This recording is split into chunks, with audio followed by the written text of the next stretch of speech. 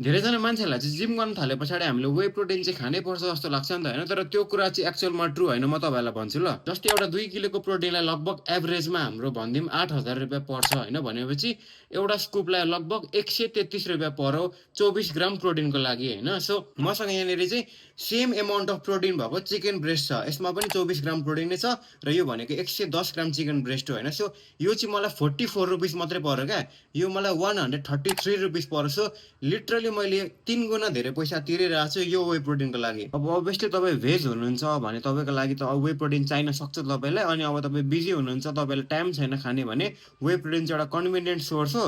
नभए अब यो दुईवटा केस छैन भने चाहिँ हामी नर्मल मान्छेहरूलाई चाहिँ नर्मल होल फुड्सबाटै प्रोटिन पुगाउनु एकदमै सजिलो हुन्छ। हाम्रो बडी वेटको लगभग 1.7 ले मल्टिप्लाई गऱ्यौँ भने जस्तै मेरो लागि 110 120 ग्राम प्रोटिन भनेको चाहिँ मैले हल्का चिकन ब्रेस्टहरू, हल्का अन्डाहरू, हल्का ओट्सहरू सबैबाट जोडेर चाहिँ होस् पुगाउन मलाई सजिलो हुन्छ। वे प्रोटिन चाहिँ एउटा वान्ट हो जस्तो लाग्छ मलाई, निड भन्दा पनि।